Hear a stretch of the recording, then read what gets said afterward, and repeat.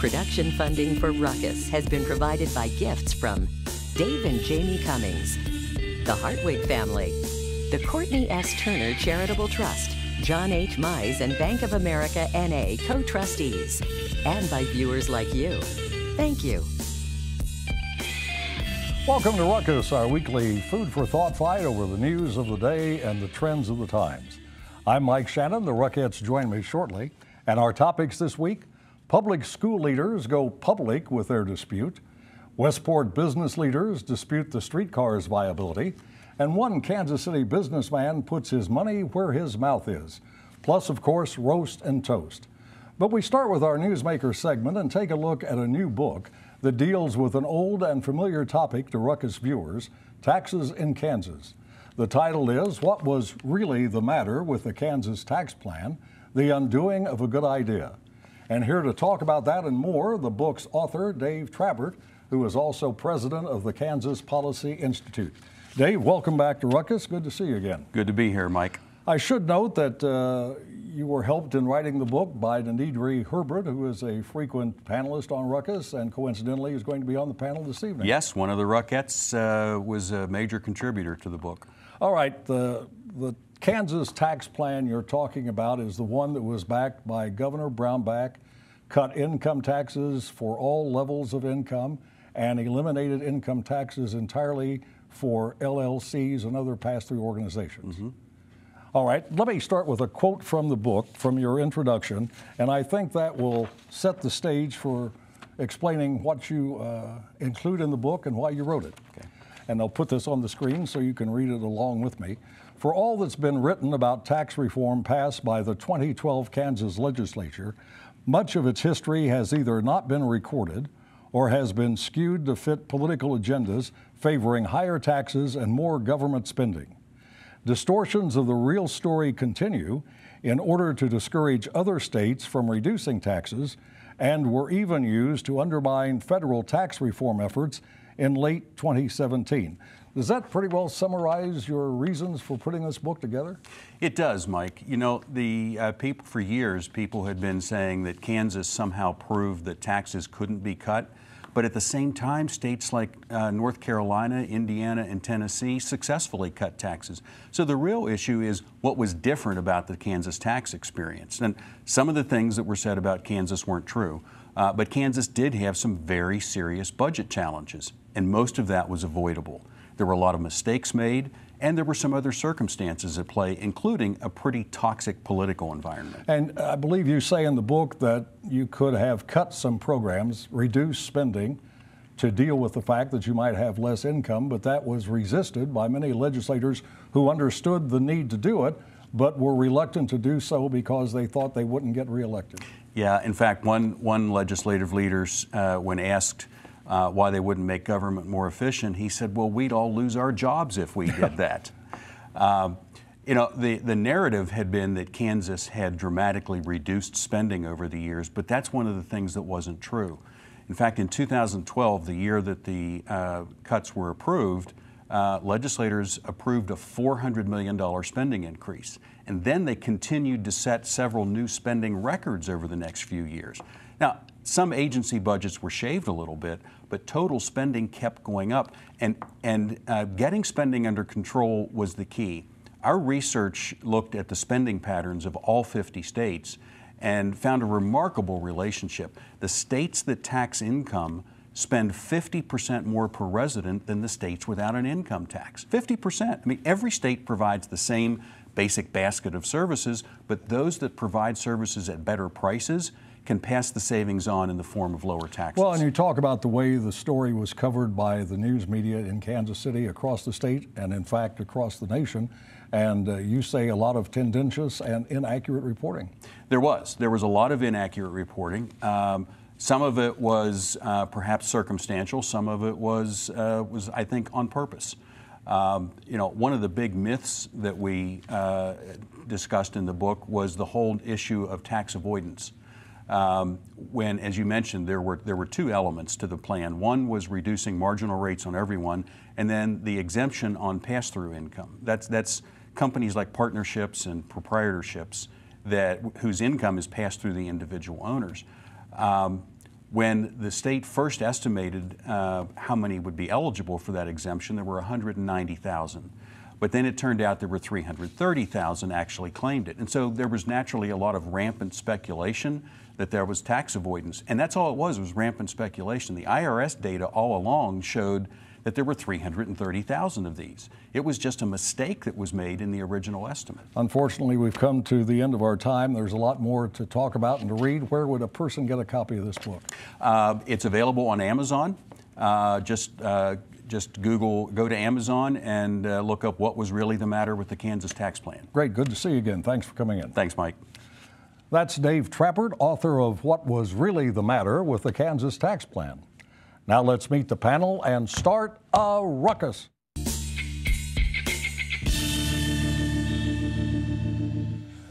Denidre Herbert is the managing editor of the Sentinel, a conservative website. Attorney Jim Heater is a former councilman and former president of the Greater Kansas City Chamber. Cynthia Wheeler is a marketing strategist, and Annie Presley is a writer, publisher, and political fundraiser. Good to see all of you. I don't think we've had this foursome together any time in the past. It should be fun. Again, it might not be. I guess we'll find out. Find out momentarily. I'm sure it will be fun. All right, it might be said that the battle cry of the Westport merchants is, listen to this now, no taxation without transportation. The business owners are concerned that the proposed streetcar expansion district includes Westport for taxing purposes, but does not include a streetcar stop. A Kansas City Star news story says a walk from the heart of Westport to the nearest likely stopping point takes about 8.5 minutes. Westport leaders say that's too far for many patrons to walk, especially at night. So many Westport supporters are campaigning against the streetcar expansion and hearing angry responses from streetcar enthusiasts. About 35,000 people are eligible to vote on the expansion. Only about 5,000 have requested ballots. Results may be announced at the end of June. So do you think opponents have a chance, or is the streetcar unstoppable? Let's start with Annie. Well, given what happened downtown with the first line, I think it's probably unstoppable. And the money behind the extension is actually all the developers and construction and unions who are going to make money, creating jobs to build it. I think the bigger question is it worthwhile? Is it a good thing for Kansas City? And I'm not convinced it is. Now, mind you, I have called this a party bus several times on Ruckus, and I think this is an extension of the party bus. And I want to say why I call it that. It is because if you look online at all of the numbers and the data about how many people and when they ride it, the ridership is up on Saturday and Sunday, and it is down during the week. It is not transportation for commuters. It is nothing more than a toy, an activity, and it's free. The freedom for riding is built upon the backs of these taxpayers who unfortunately live in these defined TDDs where they get hammered with the taxes. I being one of those people downtown. Cynthia, some people say this Transportation District Development Election Plan is the most undemocratic election ever conceived by man. Do you agree? Unfortunately, yes. I do. It's true. It's true. Unfortunately, yes, I do. It's insane. Everyone should have a say. And quite frankly, my concern is that you cannot, I look at St. Louis. This is a prime example. And they built all these rails thinking that things would bloom and blossom around them and that Union Station would be great. But it would appear to me that people in the state of Missouri and Kansas don't thrill over public transportation like trans, and we want to drive our cars and trucks, and I don't see that happening, and I don't see it being cost effective. Jim, you ran the Chamber of Commerce for a long time.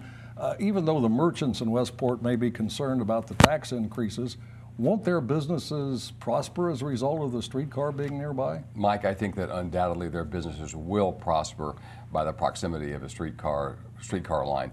And I respectfully disagree with my good friend Annie about what the streetcar line has done from the city market to through downtown to Union Station, because one of the pieces of this puzzle is economic development and growth of all types, residential, commercial, retail, entertainment, and that has clearly been the case along the streetcar line in on Main Street, and I think it'll continue to be the case through the Westport area. So I think they stand ultimately to profit quite a bit by this. If this is approved, and it likely will be, I guess, the tax rate in Westport will be 12.1%. Is that too high, Denise? It's way too high, and I think that this is banking on kind of old technology. In Arlington, Texas, instead of a streetcar or a bus, they're going to they have their own app where they have drivers that have minivans, and they drop you right pretty close to where you want to go. They don't promise they'll get you door to door, but close to where you want to go. They kind of subsidize it, so it's a little cheaper than Uber, much cheaper than a taxi. It makes it more accessible for people who can't walk 8.5 minutes on either end,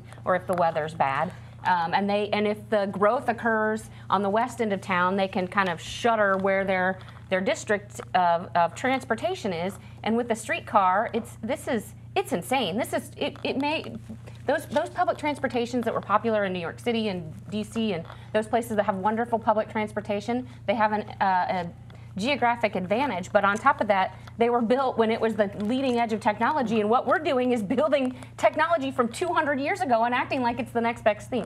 It's crazy. Oh no, I'm not disagreeing with that point. Totally crazy. I'm saying I do not agree that minivans or buses are an option in Kansas City. We continue to do the KCA. We have transportation that is not efficient. I turned on the TV the other day and heard a story. I turned on the TV the other day and heard a story about transportation that you can get with an app, and people are still stranded. I don't think that major transportation with a shuttle or a train is out of the question. I think we need to think about how we're doing it and where it really makes the most sense. If it grows in Westport, great. If it doesn't, there's nothing you can do. I just don't understand why it has to be free on the backs of these taxpayers. Why? I mean, and if it doesn't grow, what a waste of money.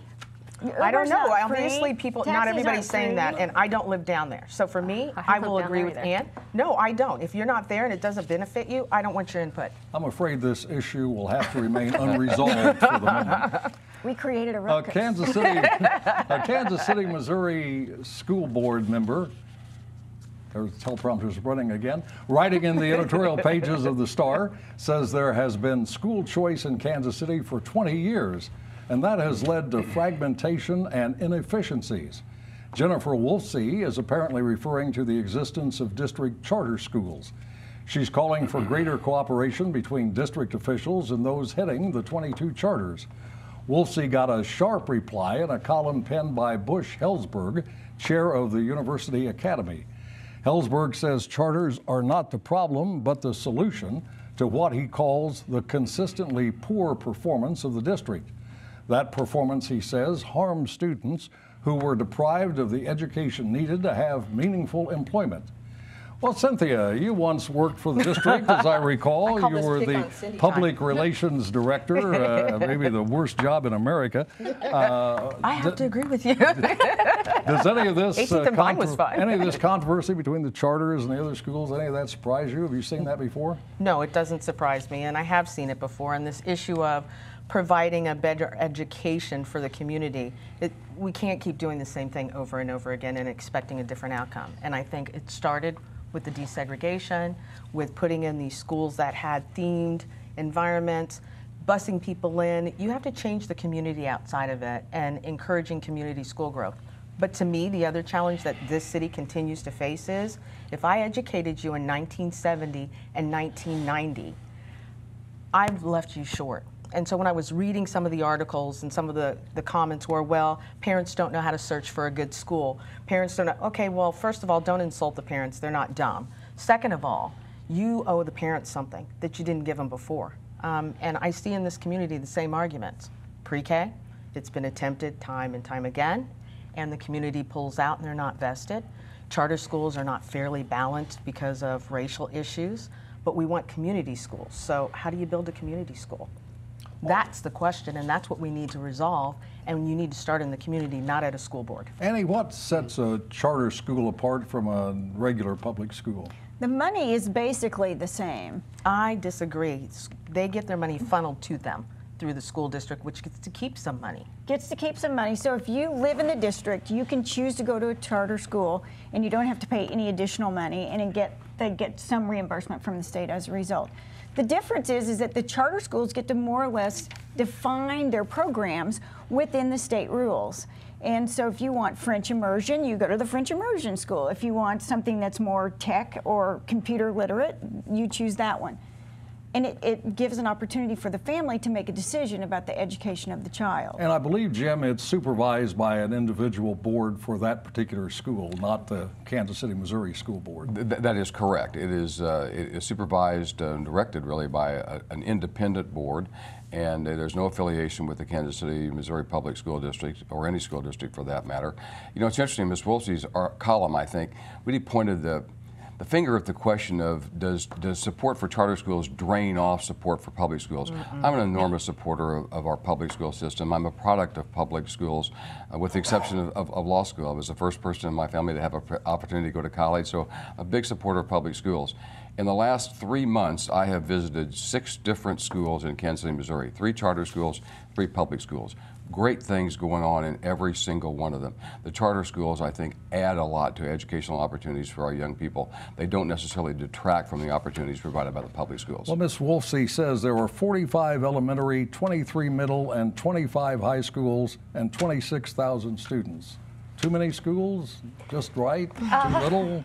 It sounds like too many to me, but that depends on what the taxpayers will bear, and it seems to me people are just willing to throw money like crazy at schools, and I think more choice is better than less choice. I think this long-term kind of system we've had of one-size-fits-all schools it's a disaster. Every individual is different. What works best, what learning styles work best for individuals are different. I think charter schools and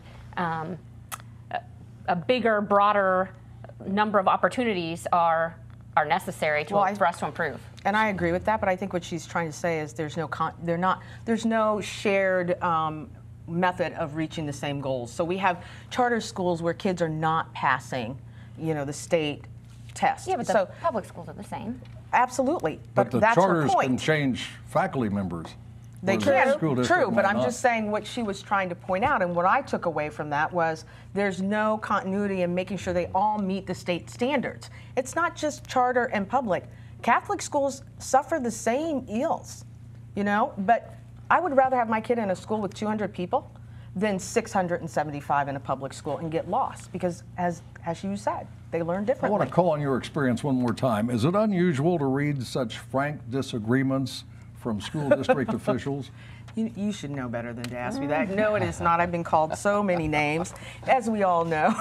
No, I don't think it is. I think it's your taxpayer dollars. It's your money. You need to speak up. This is the individual, I used to say in meetings, that will be taking care of me when I'm 80 and 90, and I want them to have the best education possible to do the things I couldn't do, or maybe change the world. And we as a community have failed. I think we need to do a better job. Competition always matters. We won't change the world, just change the subject. A local business executive is putting his money where his mouth is. Kansas City Transportation Group CEO Bill George Jr. tells the mayor and council no more political contributions from him until real and credible homicide reduction plan is implemented. The catalyst for this, says George, is the inexplicable shooting death of construction worker Jonathan Porter at 9th and Brooklyn. Mayor Sly James responded, saying he understands George's frustration.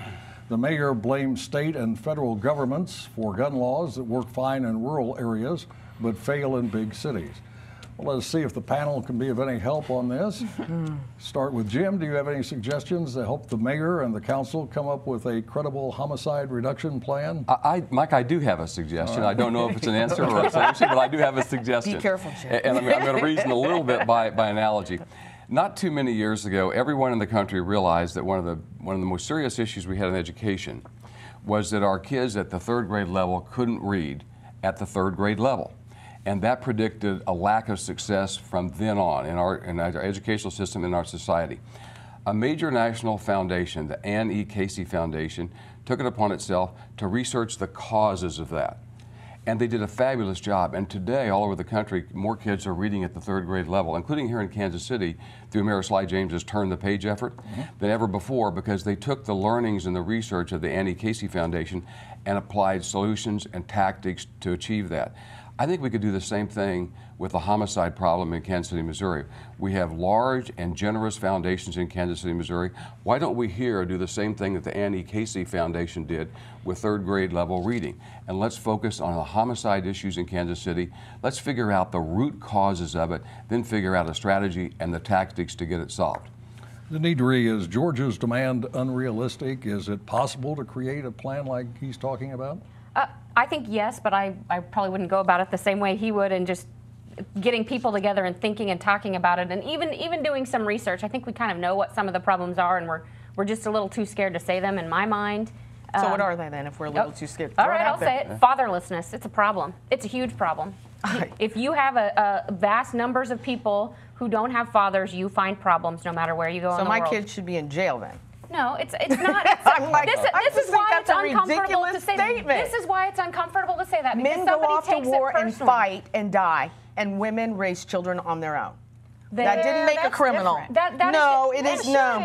It is different. It is different, and it's not an indictment of anybody's individual situation. I understand that, but everybody who's a criminal's dad didn't leave them. Everybody that's a criminal's dad is not black. No, but everybody that's a criminal is not Latino. Everybody's criminal. No, I didn't say that. I said fatherlessness is a problem. If you go look at jails, you go look at prisons. Go look at prisons. Don't look at race. Don't look at anything else. Look at their family situation growing up. And the challenge is, my dad grew up without a dad. The challenge is, he grew up in a small community where everybody else had a dad. He had loads of male role models all over the place. Well, there's not a lot you can actually do about fatherlessness, however, is there? No, there isn't. You can admit that it's a problem and culturally work to encourage. So, Annie, will we see other business people join Mr. George and tell the City Council no more political contributions from us until you figure out this homicide reduction plan? It's not a bad idea. It's good pressure. And honestly, Bill George is one of the most plugged-in businessmen in Kansas City as far as political topics. And he is resilient. He's in a business that's very difficult, the transportation business. So kudos to him for staying on top of it. And also, it's great to have a voice from someone who's driving the topic from outside the government entity, who's really driving and wants to get to the bottom of it. There's got to be some combination of Jim's suggestion and what's really happening in Kansas City and what we've seen happen successfully in other cities that we can bring. Well, there is the point, though, that the City Council can't just impose a homicide reduction plan on the police department governed by other people. I think that's exactly correct. They cannot, and I absolutely agree with Annie on the point that have this process driven somewhere outside, outside the mayor, outside the city council, frankly, outside the police board. Yeah. Whether it's the philanthropic community, the business community, but it's the citizenry. It's not the elected officials, and it's not even the police board. Do you think the mayor's response was adequate? He said, "Come to a NOVA meeting, No Violence Association," and I think that was step one. Federal government are responsible. Well, he acknowledged in that letter that Bill George is very familiar with the NOVA program. I'm sure he's been to those meetings in the past. The mayor's response was a good one as far as it went, but I think there's still a lot of work to be done in finding the solution to what is a critical problem in our community. All right, now it's time to head to the soapbox for Roast and Toast, where the Ruckettes have 30 seconds each to commemorate or obfuscate, whatever you want to do. Let's start with Jim. Mike, I had my toast all planned last evening, and I shifted gears early this morning because when I opened up the Kansas City Star, actually I didn't even open it up, I just picked it up. And on the front page was a column by Sam Mellinger, who's a terrific young columnist, and we're fortunate to have him in Kansas City, but he's a sports columnist. He's usually on the sports pages. Today he was writing not about sports, and he was on the front page, and he was talking about one of the issues we discussed earlier, and that is the Westport streetcar issue.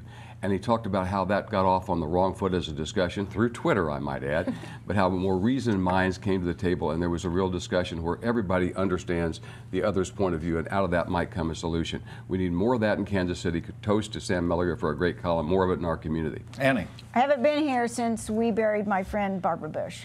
And so today, pearls for her and her family and all that they have done for the United States of America.